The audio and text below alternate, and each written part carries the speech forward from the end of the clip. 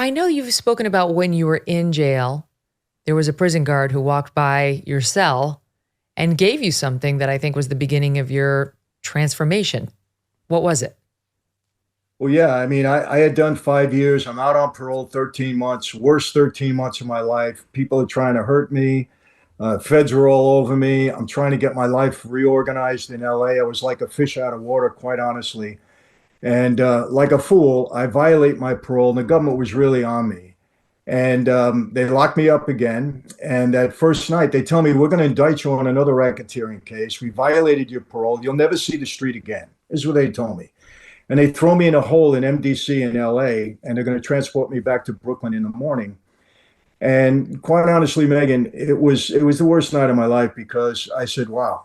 I said, another case. What are they bringing up now? Number one. Number two, I'm married to this girl. She waited for me 5 years. We have two little babies. She's 27 years old. I'm going to lose the girl I did all of this for. I said, they can't put me out on the yard. There's talk that people want to kill me. I'm going to spend the rest of my life in a 6 by 8 cell. Having visited my dad for 20 years and seeing what it did, I said, you know what? I wish I could just close my eyes and not wake up. And that's how I felt. And, honestly, I used to demean people that were suicidal. I was called them weak, can't face up to their troubles.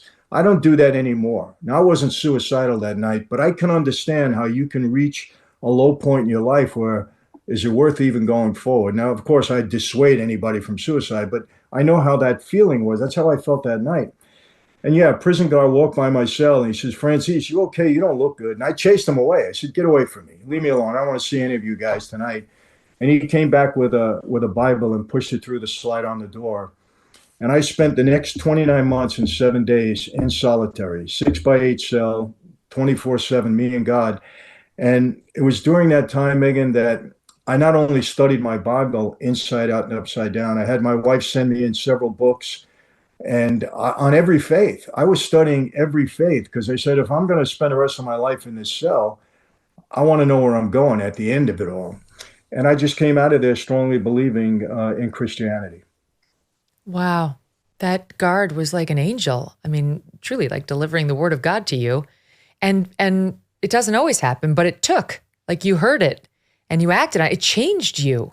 So would you say, because you met Camille, who I know has been such a game changer in your life, between Camille, the Bible, a renewed faith, or maybe a brand new faith in God, how then did you come to see this other version of yourself, this other possibility for how your life could be?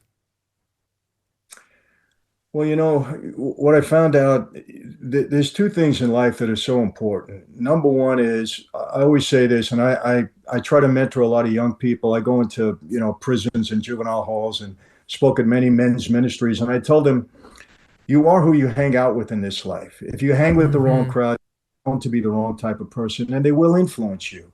I'm on the street. Obviously, I was influenced, and that's the person who I was. And I'm not blaming the others. I'm just saying we're all in the same boat in that regard. And secondly is accountability is everything in life. Who you are accountable to is going to dictate the path that you serve in your life. On the street, accountable to my oath, my God, my boss. I was a criminal.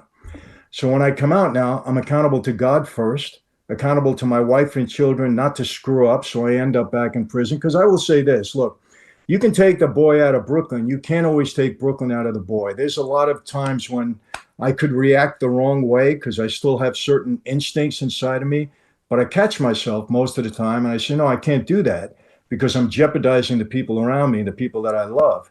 And so I don't want to make a mistake. It's like, look, I'll say this, and I say this in church, Megyn. I have no moral issue whatsoever with taking money from the government in taxes. No moral issue whatsoever. Because I can do better with the money now than they can. No doubt about it. They throw all money in a toilet half the time. But I won't do it because I'm not going to jeopardize my freedom again. I'm not going to jeopardize my wife and kids and my grandkids. So you just have a different outlook. And I believe, in Christianity, we believe that we're changed from the inside out. When you develop a relationship with the Lord, he's changing you from inside out. It's not your work on the outside that's doing it. And that's why it's so important to be nourished. It's so important to, to read the word as often as you possibly can. You can never get enough of it. And hang out with people that have the same beliefs as you. And that's what's done it for me. I mean, I don't attribute it to my work. I think I'm probably the most fortunate, most blessed person around because I should either be dead or in prison for the rest of my life. That's what I earned. But for I some feel like reason, you're I like think, your dad. You're what, 71 years old now? You look amazing. You look young. You seem vibrant. Like you probably have another 30 years at least. But well, it's probably I'm related 70. to your good choices in your second half. Yeah, I think I'm 72. And, my wife, I have 5 daughters and 2 sons. Well, my daughters are all fitness crazy. I mean, they're fitness experts and personal trainers. My wife, that's been her lifestyle. So they don't allow me to get off track in that regard. So, yeah, and I think we have some good DNA. I mean, my dad was one of 19 kids, and all of the kids died in their late 80s, 90s. My dad outlived them all. But so we have some good DNA also. So I think that's part of it. So you just got to watch yourself.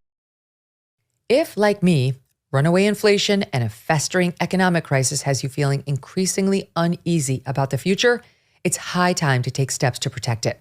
American Hartford Gold, a trusted precious metal dealer, specializes in helping you safeguard your savings and retirement accounts. They can easily guide you through the process of diversifying your portfolio with physical gold and silver. Getting started is as simple as making a quick phone call, and they will arrange for the delivery of physical gold and silver right to your doorstep. Alternatively, you can choose to have these precious metals placed in a gold IRA. American Hartford Gold has earned a reputation for trust, a reputation backed by an A+ rating from the Better Business Bureau and a 5-star rating from thousands of satisfied clients. Here now is an exclusive offer for you. When you call them right now, they will provide you with up to $5,000 in free silver and even throw in a free safe with qualifying orders. That's a great deal. Don't procrastinate. Give them a call now at 866-518-2955. Or for added convenience, just text my name, Megyn, that's Megyn, to 65532. Call 866-518-2955 or text MEGYN to 65532. Hey, thanks so much for watching. If you like what you just saw, hit the subscribe button for more clips and full episodes.